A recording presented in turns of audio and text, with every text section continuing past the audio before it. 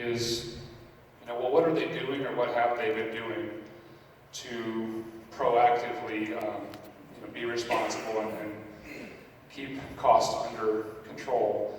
And there's a few things that have been put in place over the last several years. And I'll go most recently, back in December, prior to this school year, but during the middle of last school year, the Board of Education approved a reductions plan that was put into place for this current school year to the tune of slightly more than $500,000. So what was planned in the 5-year forecast was actually already reduced this year by $500,000, slightly more than $500,000 prior to the school year starting. So there have been proactive steps taken place. That's just one of them. Another is since, let me grab my bottle of water here, but since the school year has started, all of every single budget, every single building or department have had their budgets reduced. And this has not been an easy pill for anybody to swallow. But after the school year started, we actually further reduced what would have been allowable spending by another almost $250,000. And that was a hard pill to swallow because plans were already in place. And so our staffs have had to make adjustments. Leaders across buildings and across departments have had to make adjustments. But again, we're not asking, we didn't think it would be fair to you to ask you to take on a burden without having done some proactive measures in the first place. So we have done, that's another example of about $250,000 of budget reductions since July 1st. The third one that I would point out to you is a little harder to quantify, but it's again important for you to understand how we approach staffing. In a school district, staffing is about 75 to 80% of the cost of all what it costs to run a school district. And so we are always looking proactively at what's the best way, what's the most efficient way to staff the school district. And if, for example, we have a teacher maybe who retires or possibly moves out the area, we always look to see, can we do it differently? Can we do it maybe with one less staff member? Or when you're hiring, when you're looking to replace somebody who's maybe been here for their entire career, or they're a 30-plus year veteran, we look to try to bring in new employees who are relatively young out of college and are cheaper to employ. So our staffing decisions this year, if you look at this in comparison to the folks who left us, had they stayed on this year, so that's the comparison point. Had those people who aren't here been here, if they were here, the new people who have replaced them, our cost, the district's cost to employ those folks is about $400,000 less than it was a year ago. So again, every little decision we look at as a way to try to find, can we squeeze some savings over here? So staffing is an important way to do that.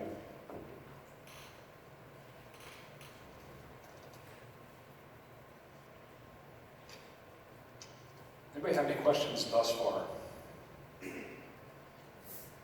Another point that I want to speak to, this is important again that our community knows this. This is a commitment that our board made.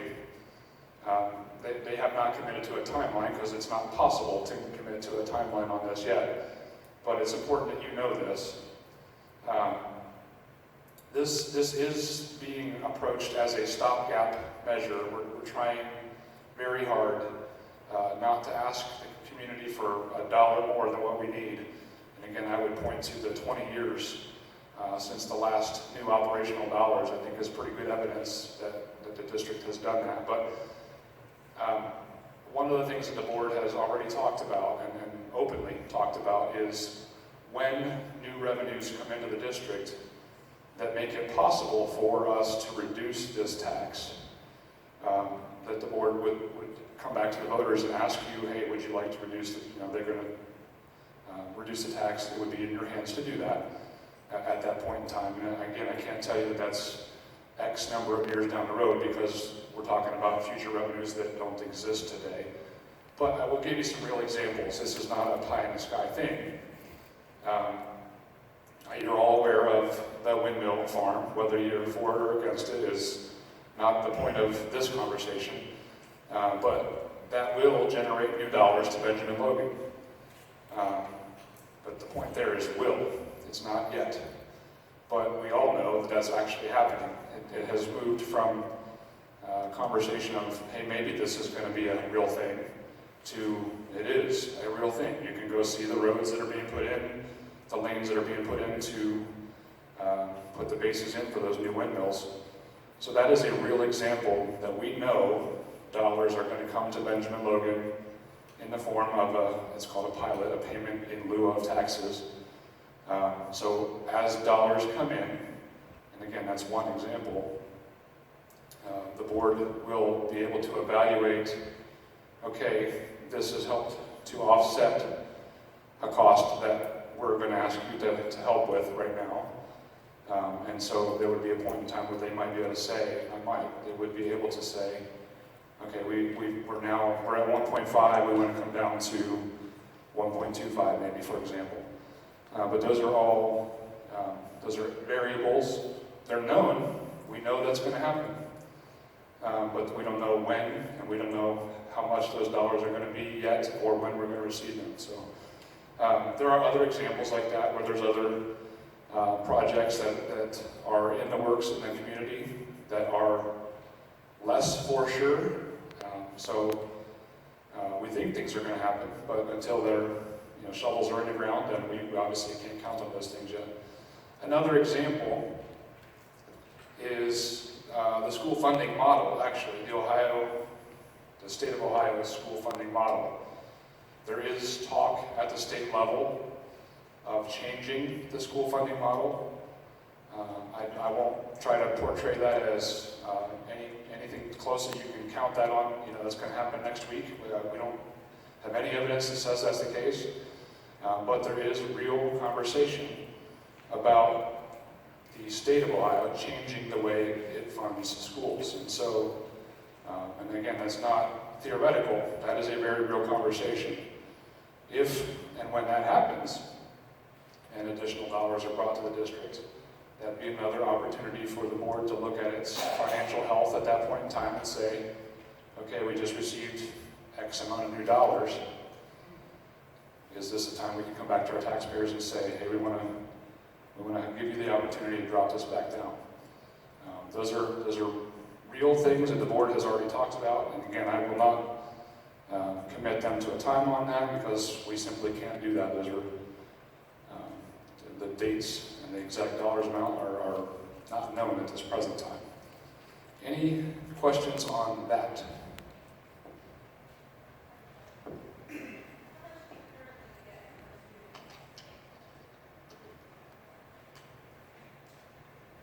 Mr. Walter's going to come back so I can hear what he's saying. More importantly, everybody else can hear.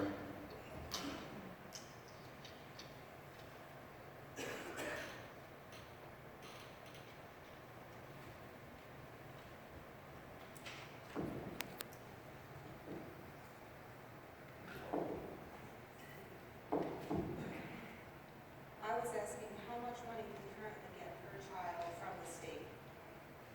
It's very close to $6,000 per student.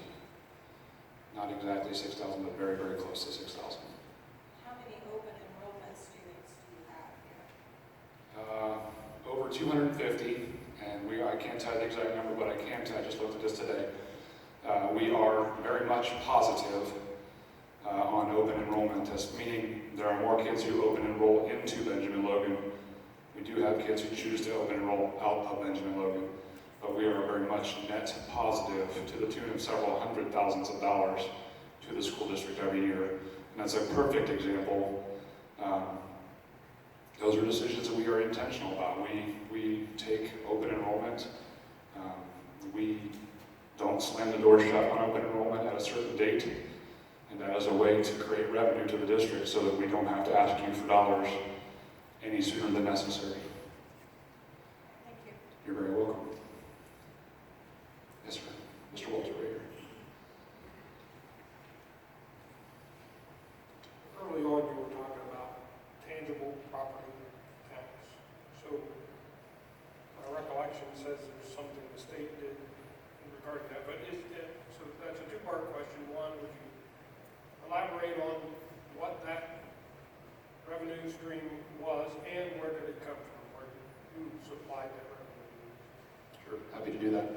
So the tangible personal property tax was the start of this process. Started 2 governors ago, and it was at a point in time when the then governor believed that Ohio was not as business friendly as some neighboring states, and so they worked with the legislature at the time to reduce a tax burden on Ohio's big businesses to make Ohio more business friendly. Again, this is not the last governor, but the prior governor. And there's been a phase out over many years. It's about 10 years, and then there's a little bit of a, rather than going to 0 as soon as they said it would, that has been extended.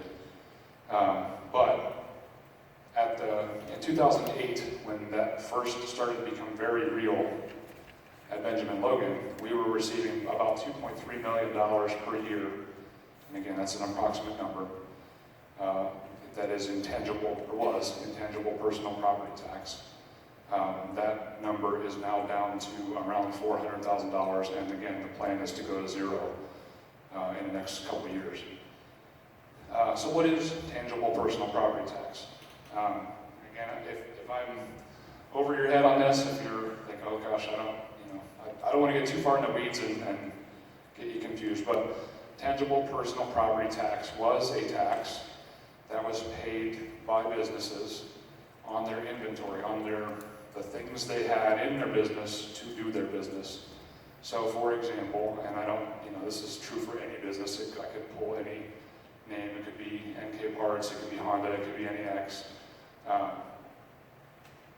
Any large business used to pay a larger tax on the inventory that they used, and that means literally every nut, bolt, shelf, door handle, whatever that might have been, every part that they had to make their product. And that was a lot of money that used to come to Benjamin Logan and lots of schools in the state of Ohio. That's not unique to us. This issue of the tangible personal property tax phase out is true across the state of Ohio. And it is an intentional shift of the tax burden off of business and onto the local taxpayer. Is that how to do? Did I get your question answered? Yep.